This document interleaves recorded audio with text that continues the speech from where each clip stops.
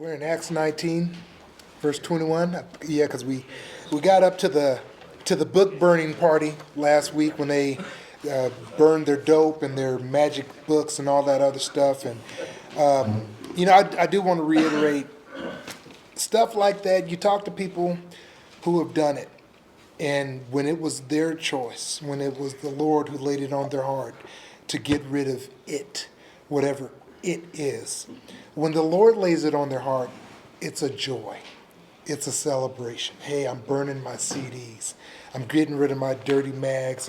It's a joy. But you can't do that for someone else. There have been so many parents that the youth pastor, and I'm not even talking about the dirty stuff, just literature. I know a young lady who she was in the Renaissance literature, and in this particular denomination that's wrong. And so while this girl was at a camp, her mom went and burned all of her books. And, you can't make a spiritual decision for someone else. And the people, like I said, the people that they tell the story, hey, I remember, I was in Mexico when a buddy of mine just got touched by the Lord, and he was a car salesman, and he was good at his job, so he had worked hard enough where he could take a month off and come to Mexico and work the mission. But he was kind of tethered between two worlds. He loved the Lord, but he also loved messing around, and he loved that whole life. And he was down there, and the Lord got a hold of him, and he says, "I think the Lord wants me to get rid of my CDs." In this church, these cats, when the Lord had done the revival with that group, it was the 70s, it was the 80s. So worldly music had kind of changed. So when he says, hey, I'm getting rid of my CDs, these guys were thinking, oh man, Led Zeppelin and this cutting edge rock and roll stuff. So this guy brings out Dr. Dre and Snoop Dogg and NWA and Parental Advisory. And these guys are just kind of like, I was expecting the Doobie Brothers or something. I didn't, I was expecting, so they were just blown away. But it was his decision. So he gladly got rid of it. But I talked with a guy about a month ago, and he's still mad about a burn party that he went through to. And they were, because these people, when you want to burn somebody else's stuff, that's not good. That's between them and the Lord. The Lord's got to get them there. It's not our thing. But anyway, just to look at that, it was real cool. When the Lord moves, people get rid of their stuff, and God's magnified, and people are set free, and it's a good deal. So, anywho, verse 21, it says, "Now, when these things were accomplished, Paul purposed in the Spirit, when he had passed through Macedonia and Achaia, to go to Jerusalem, saying, after I've been there, I must also see Rome." And I think that's important. It says, when these things were accomplished, when he saw the Lord work like he did, with the people coming to the Lord and getting rid of their stuff. It's cool when people come to church or come to a Bible study, but when it's a connect, when the Lord starts to change stuff. The Lord starts to change how you talk, how you act, what you view, what you listen to, and everybody else starts to notice it. That's when the Lord's got the spoon out and he's stirring up revival. And that's what Paul saw happen here. And he says, man, we've got to pass this along. We've got to see this go on somewhere else. I'm going to Macedonia, I'm going to Achaia, I'm going to Jerusalem. I want that same thing to happen there. And I don't think my motives were pure. In fact, I know my motives were not pure. But that kind of happened when I started going to Calvary Costa Mesa. And it's like, wow, people. By the time I had come of age at Calvary Napa, this was a good Sunday. And so you go down there and, this doesn't fit into Chuck Smith's car. It's a lot of people, and then Greg Lord comes out, get saved, okay. And so you got about 200 people getting saved on Monday. It's like, man, can we can this and bring it to Vallejo? Because we got a lot of sinners. And I wanted to see the Lord bring that to my hometown. Now, of course, I wanted to be the headliner and I wanted to be famous, but I was lying to myself at the time. I didn't know I had a little ulterior motive. But now that ship has sailed, well, Lord, just save people. I'm a nobody from nowhere. It's cool. But still save people. And I think that's when it says he purposed in the spirit. He wanted to see the Lord do that, all these places where he was going. He says, so he went into Macedonia. No, excuse me, he sent into Macedonia two of those who ministered to him, Timothy and Erastus, but he himself stayed in Asia for a time. It's kind of like what, Billy Graham used to do it, and a lot of the evangelists will do it. They'll go to a place and they'll have, a radio rally. They'll have these little meetings to, hey, we're coming to town, so get your people mobilized and make sure that people come out. And it seems that's what Paul was doing with Timothy and Erastus. Hey, I'm going to go catch up with you guys, but go there, spread the word, see if there's a church there, meet some Christians, and when I get there, we'll start having some meetings. And it says, about that time, there arose a great commotion about the way. And the church has been called many things, but that term, the way, is really unfortunate that a cult co-opted that name. But the way, they called the church the way because they live that way. They walk that way. In other words, they called them the way because they were different. And we need to, I'm all for not being a weirdo. I think the Lord wants us to be different. He wants us to stand out, because of him. And it's easier to stand out in the name of Christianity, but you're just a self-righteous, sanctimonious weirdo. But if you I was listening to one guy and I was like, amen, yea, verily.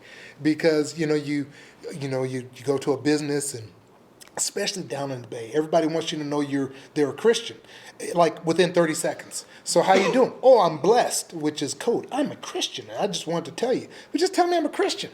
And then you talk to them, it's like, well, I'm just praying for the increase, and like all these buzzwords to let people know, and well, you have a blessed day. And I don't need to hear all that if I'm doing business with you. You know what I need to hear? I'm going to give you this at a decent price. I'm not going to rip you off. I'm going to give you good service. I'm going to do my job as a Christian. I think it was last year this time we had to go and buy a big table, and we went over to the Nest over in Auburn. And we're spending money. My favorite thing to do. And so I'm in a happy mood, and I'm talking to the guy, and the guy just seemed like a nice guy. And he wasn't a salesman, but you could tell he owned the place, and he was a decent guy, and he was courteous. And I just kind of thought to myself, I was like, I bet that guy's a Christian. He never said, I'm blessed, I'm too blessed to be stressed, and told the man upset. He didn't bust out all those phrases. He just was at his job. He was doing it well. He wasn't a jerk. And I was thinking, I bet that guy's a Christian. Have that big cross hanging on his neck. He did. I said, Mr. T, but he wasn't. So I asked Jay, because Jay knows everybody. I said, hey, Jay, we were over at the Nest, and the guy's name was this and that, and, is he a Christian? Jay's like, he is. He used to do worship for the X and Y and Z church. I'm like, I knew it. But see, there's a difference, not in the way we dress. We dress modestly. But people shouldn't know that because, we're the way we dress, or we're prudes.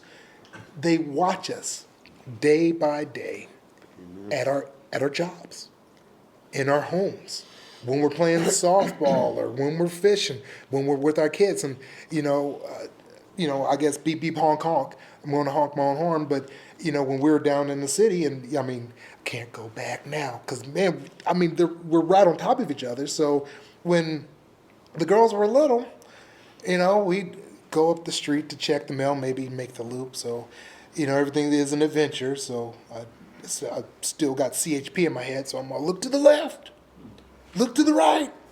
Are you clear? And then, my little cadets, we're clear, Daddy. So we cross the street, and it's, big, and we check the mail, and we come back, and the cat would follow us. And, and this one guy says, brother, I watched you with your girls, and man, I'm sure blessed.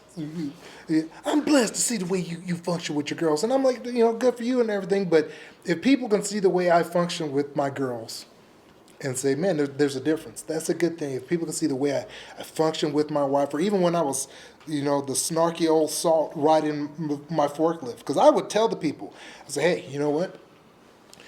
This place is horrible. And I hate it. But until I quit, they're getting an honest 8 every day. Mm-hmm. They don't pay me to skin and grin and kiss behind. They pay me to unload trucks and tear it up, metaphorically speaking. Not the free. I said, but they're going to get honest. I said, you don't have to like them, but you do have to work hard.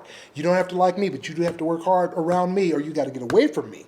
And so, they could say what they wanted, but they knew I was legit. They knew that Jesus, all the people that didn't get cussed out, they knew that Jesus came to work with Jeremy because he works that way. You roll that way. We play that way. There's a difference, and it's great and it's wonderful, but don't get it twisted. There will always be a commotion that will get stirred up. All I'm doing, I used to wonder, I'm like, why is the devil messing with me, Lord? I'm not doing anything. I'm just riding forklifts. I'm not changing the world. I'm just, why does it seem like it's all following me? And I think, number one, the devil just hates everybody. You don't get a free pass.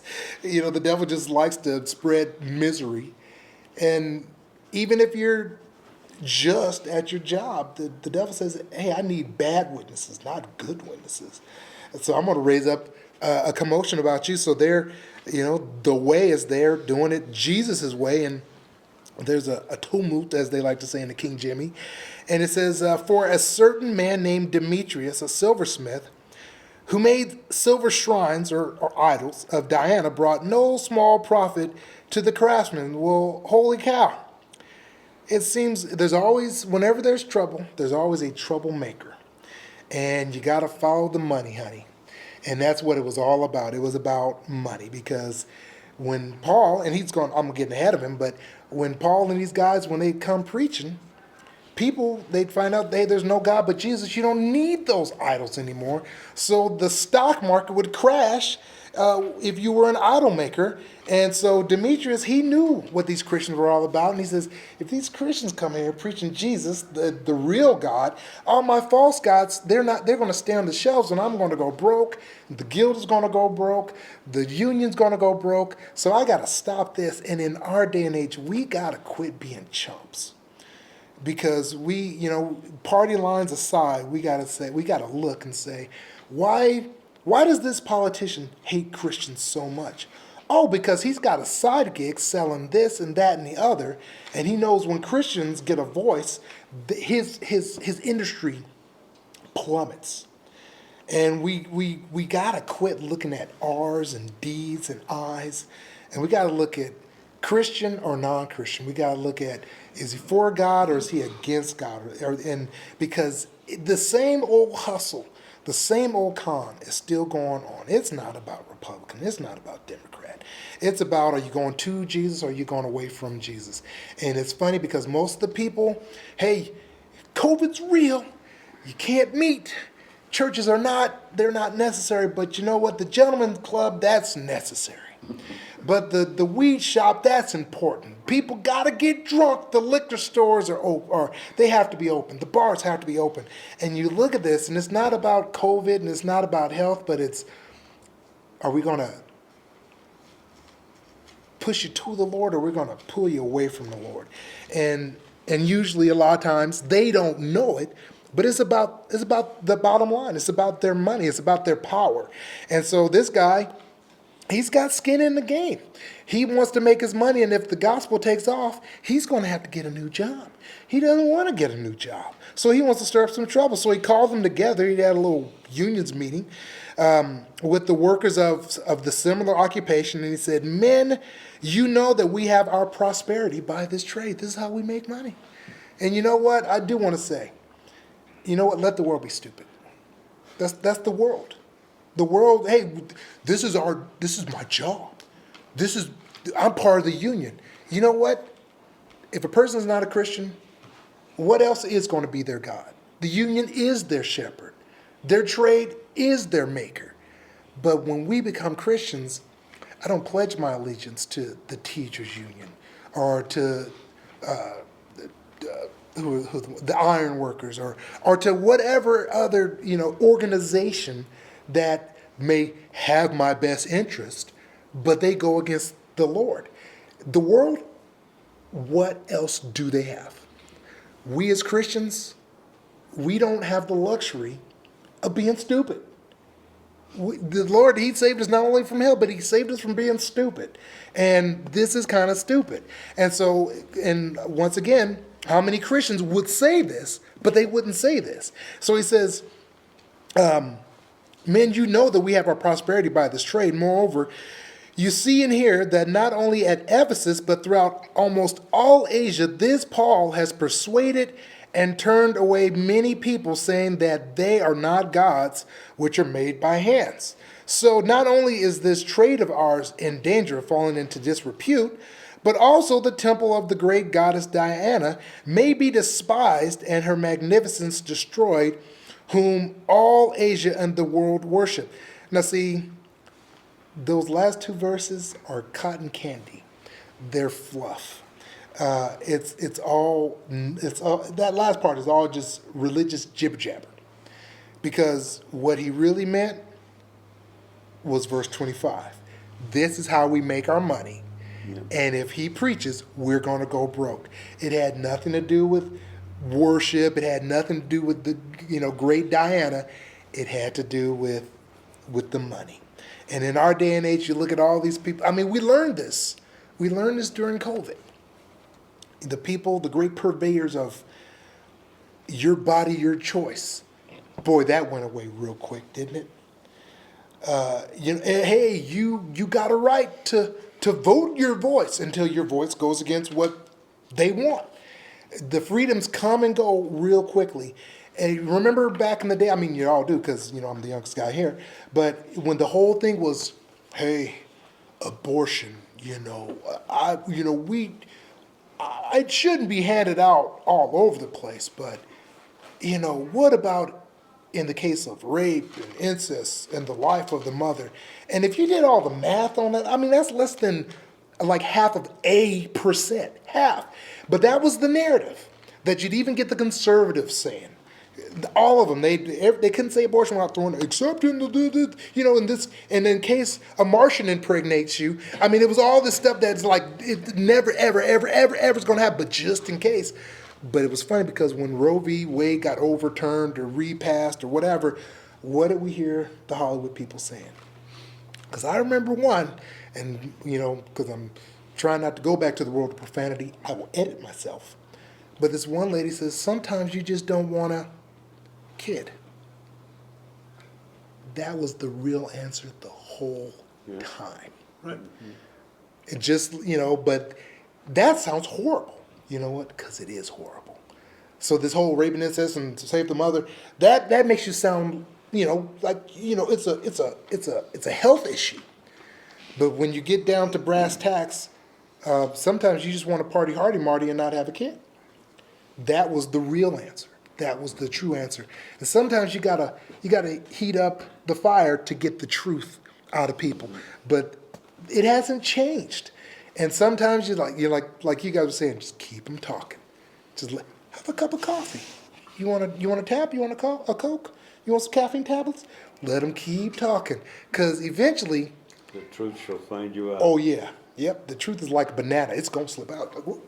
Can I get that thing back here? And once it's out, you just, I love it because people like to lie to me, and you just sit there and you get your D face on, and you just let them just keep on talking, and you just let them keep on talking. I mean, the truth is like a dead body.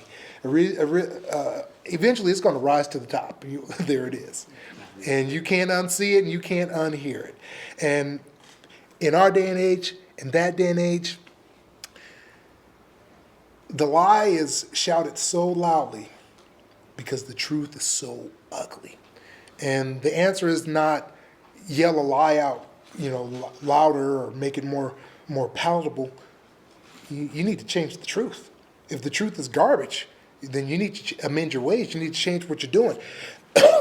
What this guy should have said is, we need to get a new job. I mean, that's simply put, get a new job. But he's like, nah. And so when they heard this, they were full of wrath and they cried out, saying, great is Diana of the Ephesians. Now, to kind of mix the brand here a little bit, if you've ever seen the picture of the goddess Diana, yikes. Now, you hear about it as as a prepubescent or a teenage boy. You're like, well, I'd kind of like to see that. Because she was multi-breasted, covered with breasts. And it's like, yikes, okay, I'm not going to say it because we're YouTube and I'm trying to give you guys a break from editing out my silliness. But it's like, yikes, really? And I saw a picture of that and I'm like, people like this? That's horrendous. That's ugly. But basically, I mean, it was pornography on crack. So you've got the unions, and then you got, it's just pornography. And you're making money at it, and it's guised in our culture, it's guised in our religion. We're Ephesians. That's just the way we roll. Well, you need to roll a different way. And so, then you throw in that whole aspect of it. Hey, you guys are when the gospel gets preached, the pornography use goes down, drunkenness goes down. I mean, cops love it when churches take off because crimes go down, mainly because all the offenders end up getting saved, becoming pastors. But but they love it because it makes a difference. I mean, find some of the law enforcement guys and ask them, and they'll be like, "Oh yeah, it makes a huge difference." But the devil doesn't like it, and the devil's emissaries, they don't like it. But this whole, great is, and they get a little chant. I'm sorry, I kind of went off on that. But great is Diana of the Ephesians, and so the whole city was filled with confusion. And they rushed into the theater with one accord, and they seized Gaius and Aristarchus, Macedonians, Paul's traveling companions. And mob rule, not like we haven't seen that in the last couple of years. It hasn't really changed. But, they couldn't get Paul, but they got Gaius and they got Aristarchus. And, you wonder where the mob came up with it. You're going to go and testify. So they don't blow up, they don't blow up your car. They just, hey, I saw your daughter's school. It's a lovely school. Is this your daughter? And basically they're saying, hey, you go and testify. I'm gonna get your kid, or I'm gonna get your wife, or I'm gonna get your buddies. You ever wonder where the mob got that from? I think the devil's like, this is how you do it. This is how you get them to shut up. This is how you get them to back off. And recently, just kind of talking with Ann and just some stuff, and I was like, I think we're on the right track because we've been having a lot of fun lately. I think someone's not happy with what's going on. So, you either say we're going to double down and really tick the devil off, or we're going to back off and see if he's going to leave us alone. The answer is he's never going to leave you alone. So you might as well go down in the blades of glory and say, let's get it on, Charlie.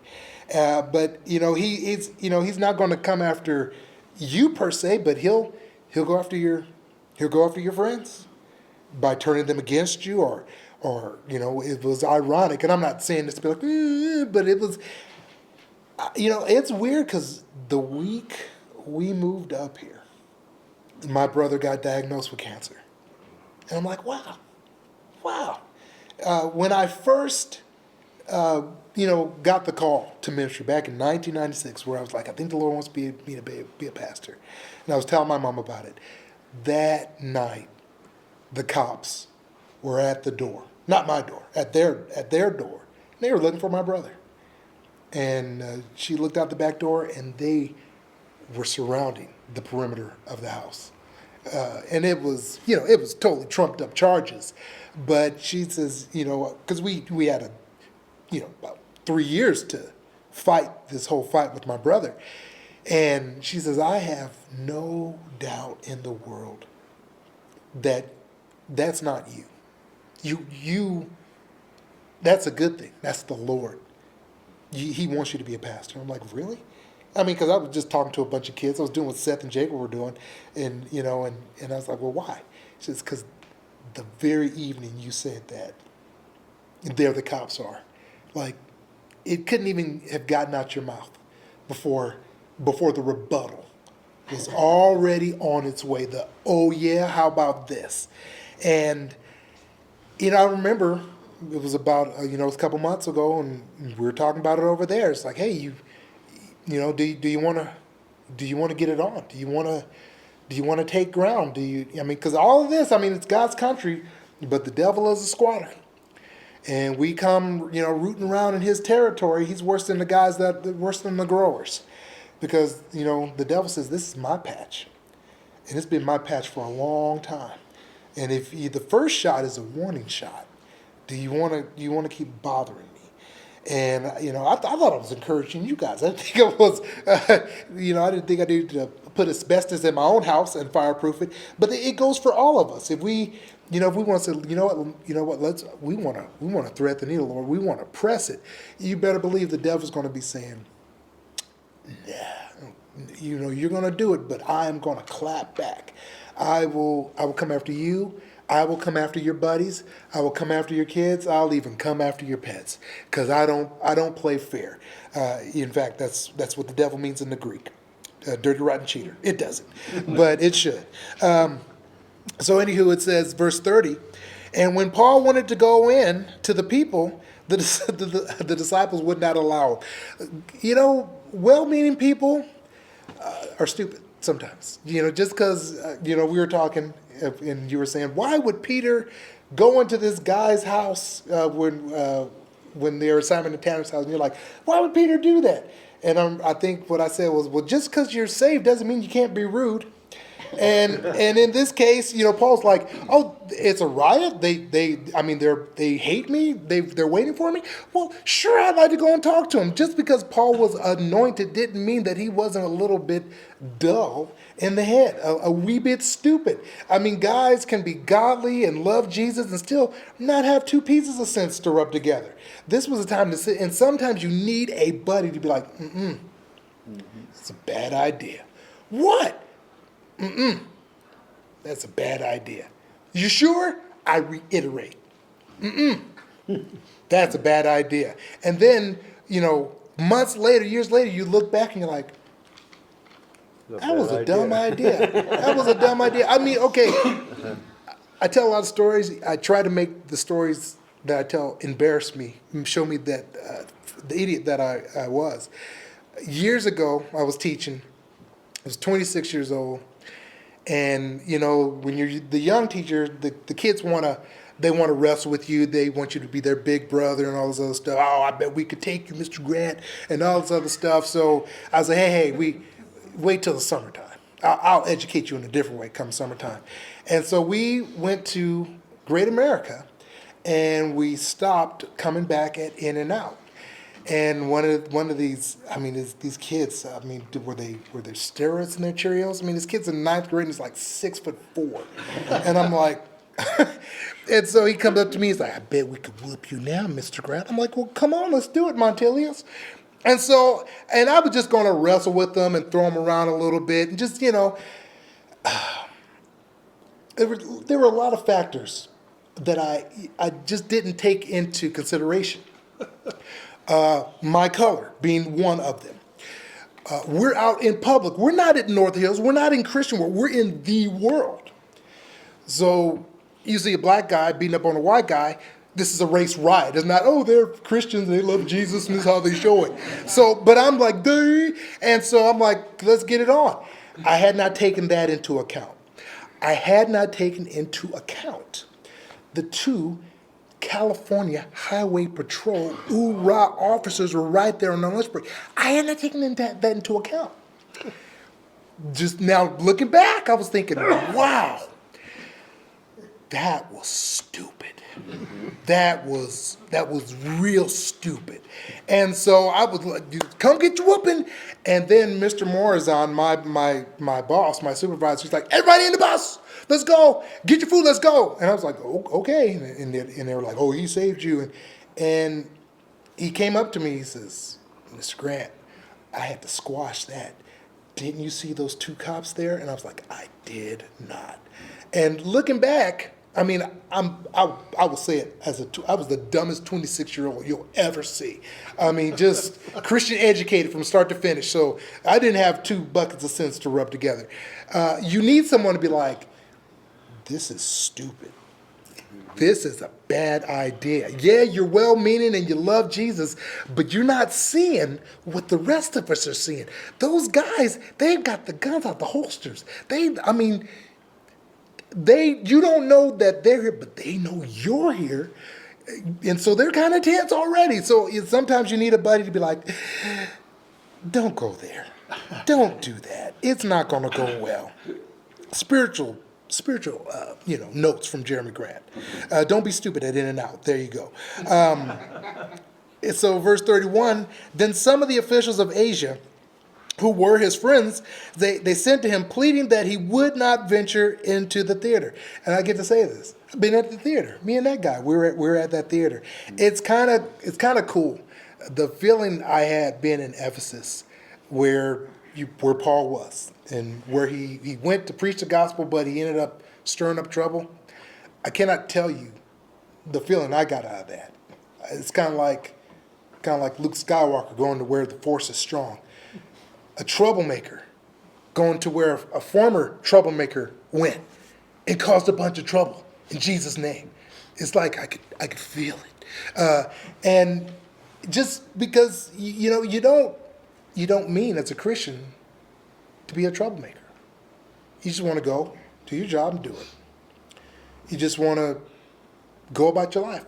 But as you bring Jesus Christ into a Christless world, you know what? You're going to cause trouble. And everybody's going to call you the troublemaker. And you got to do like Elijah. You got to get a thick skin and say, I'm not the troublemaker. You are. And so he goes there and didn't mean to start trouble, but it happens.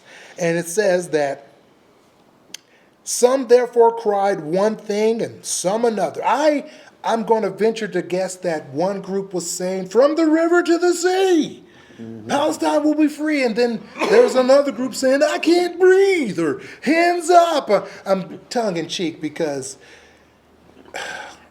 stupid, idiotic, riotous crowds, they haven't changed.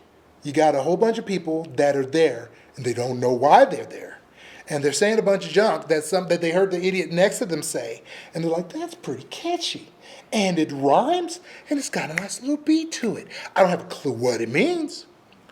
I don't know from what river to what sea. I mean, he said he couldn't breathe, but if he couldn't breathe, how could he say that he couldn't breathe? I mean, but there I go, making sense. Mobs don't like it when you make sense. I mean, yeah, it's up here causing trouble.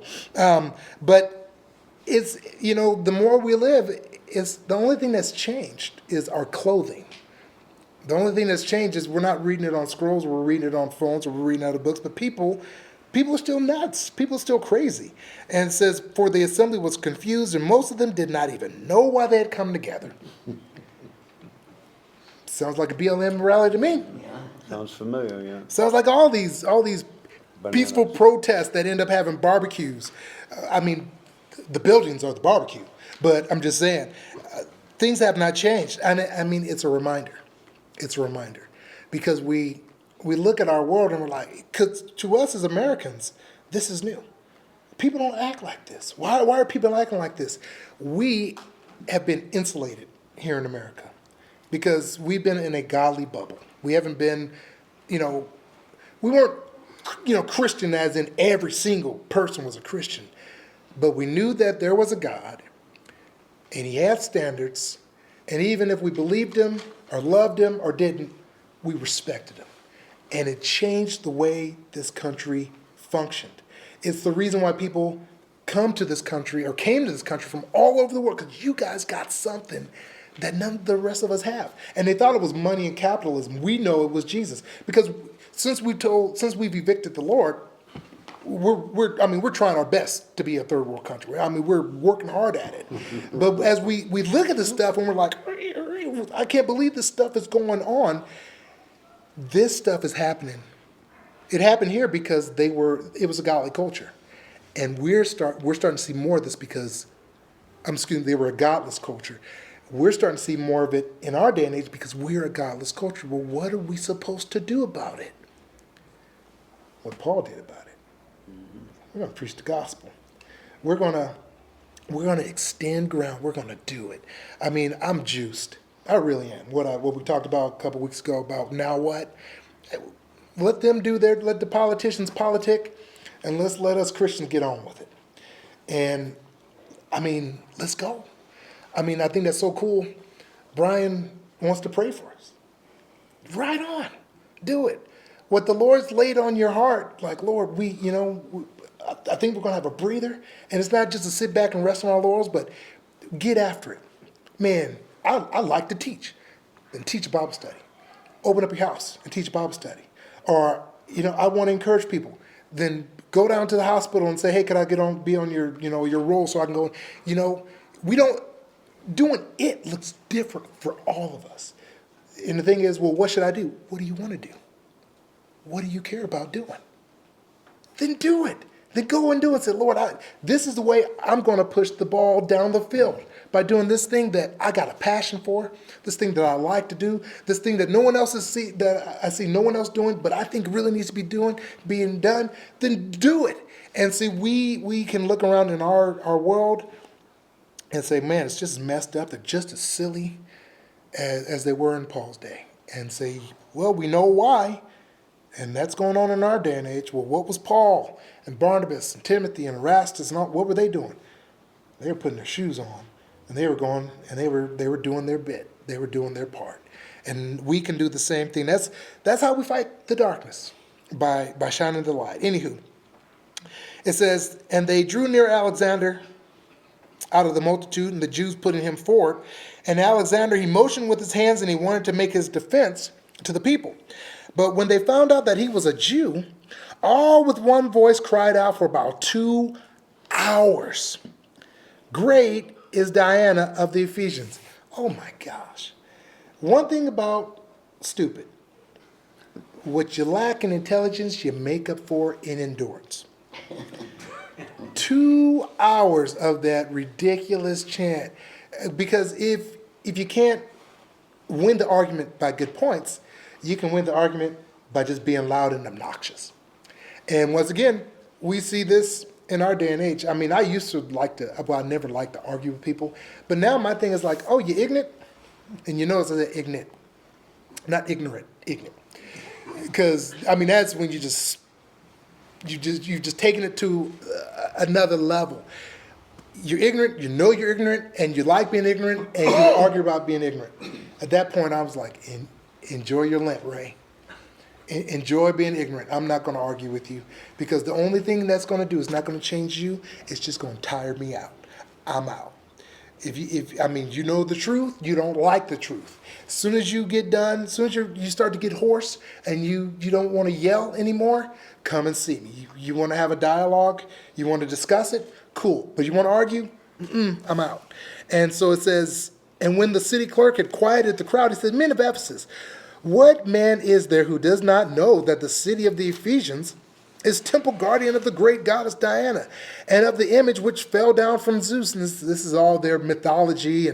And my whole thing is, especially as we're getting into the holiday season and everybody else can, celebrate everything. But we Christians, we need to have our nativities in the backyard like it's dirty or something. Here, this guy is, hey, if your God is so bad and your history of your deity is so wonderful, let these guys from Galilee have their minute. It'll burn out if it's nothing. You're doing your thing. It's supposed to be an open platform, right? So if it's so stupid and yours is so great, one's going to burn out.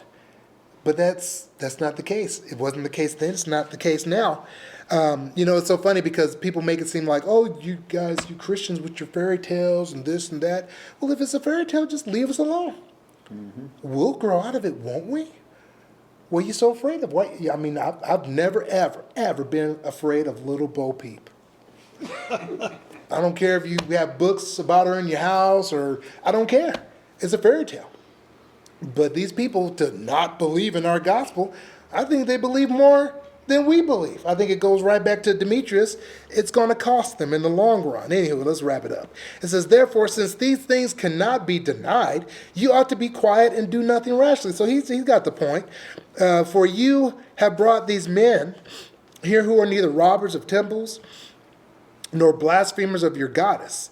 Therefore, if Demetrius and his fellow craftsmen have a case against anyone, let the courts, the courts are open, and there are proconsuls, judges, let them bring charges one against the other.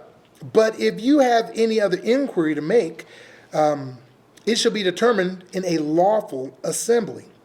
For we are in danger of being called into question for today's uproar, there being no reason which we may give an account for this disorderly gathering.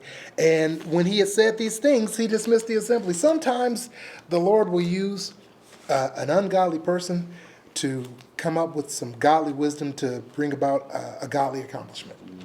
And I think we need to realize that. Because you got this mob that's just cheese and crackers. I mean, they're going nuts. And this guy's like, hey, they're preaching this, we're preaching that. It sounds like a holy war to me. Why are we getting involved in this? And he's like, hey, I don't mean to tell you guys your business over there, but you see the guys over there with their hands on their swords? They're not taking us to a picnic. You see them getting loose because haymakers are about to be rained down. So, seeing as we don't have a permit to be here, we don't have a real good reason to be here, why don't we all go home and go to work and fight another day? And sometimes that's just as good as you're going to get.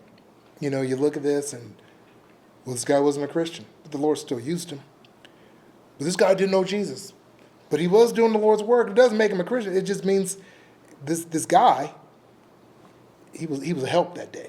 And sometimes you meet non-Christians that they do good stuff. And you say, man, thank you, Lord, for sending that guy. He's not a Christian. We don't elevate him. Oh, he did this good thing. He's a Christian now. But you're like, hey, he's not a Christian, but the Lord used him. And man, I'm grateful. And oh yeah, by the way, Lord, save that guy because I like him. Because he gave me a deal. Or it was this big old problem and he nullified it. But, sometimes the Lord, He'll use Balaam's donkey, and I'll just say it that way. So I'm done. I'm finished.